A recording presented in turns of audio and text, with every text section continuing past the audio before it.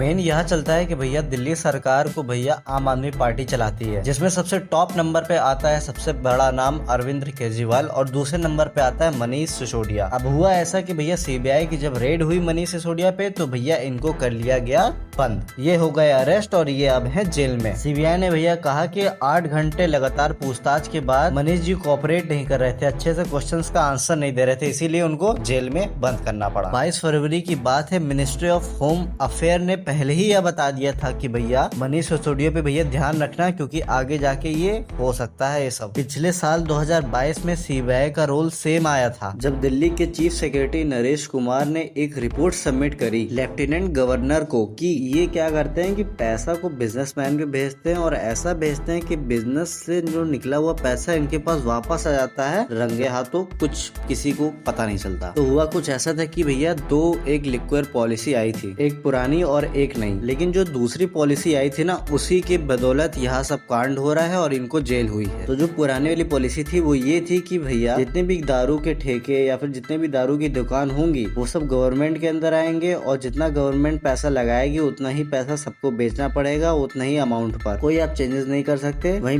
दिल्ली में 32 जोन बांटे जाएंगे, जिसके अंदर हर एक जोन के अंदर 27 लिकर की दुकान होंगी। तो भैया जो दूसरी पॉलिसी आई उसने पूरा खेल ही बदल दिया। उसमें यह दिया कि अब ये जो चीज है वो गवर्नमेंट नहीं वो प्राइवेट देखेगी और हर म्युनिसिपल वार्ड पर 2 से 3 दुकान होंगी। इतना ही नहीं, प्राइवेट को यहाँ तक फैसिलिटी दी गई कि वो चाहे दुकानदार चाहे जितना प्राइस पे बेचे, चाहे जितना सस्ता बेचे, चाहे जितना महंगा बेचे, वो अपनी तरफ से बेच सकता है। तो उससे यही हुआ कि भैया दुकानदार ने दारू को सस्ती बेचने कर दी और जब सस्ती करी तो भैया भीड़ आ गई और भीड़ आ गई कि हर जगह पे दारू की दुकान पे इतनी भीड़ होने लगी, जिसकी वजह से बीजेपी ने भैया प्रोटेस्ट किया कि भैया क्या कर रहे हो, इतना थोड़ी ना इम्पोर्टेंट ये चीज। लेकिन उससे यह देखा कि भैया 27% रेवेन्यू बढ़ गया था भैया दिल्ली का। लेकिन जब देखा गया कि भैया नुकसानदार है और भैया ये चीज सही नहीं है तो इसीलिए इस चीज को जो सेकंड पॉलिसी आई थी इसको विड्रॉ कर लिया गया था। और यहीं पर हुआ ट्रिगर, यहाँ पर लगता है सरकार ने बहुत लोगों का फेवर किया है। और यहाँ पूछा गया कि भैया पॉलिसी को भैया कौन बनाया है, और सबसे मेन बात, इस पॉलिसी को लॉन्च करने से पहले किसी ने भी एलजी की परमिशन नहीं ली। जिस तरह से फेवर लिया गया था बिजनेसमैन को लिक्वर को बेचने के लिए, और उसी तरह उनके पैसे को इस्तेमाल सरकार कर रही थी। तो सीबीआई की रिपोर्ट में यह आया है कि भैया 15 लोगों को पकड़ा गया है इस चीज में, नई पॉलिसी के दौरान ये सब करने के नाते, जिसमें से सबसे पहला नाम मनीष सिसोदिया का था। तो अब देखो आगे क्या होता है, लेकिन पूरे एलिगेशन ये हो गए हैं कि भैया मनीष सिसोदिया ने भैया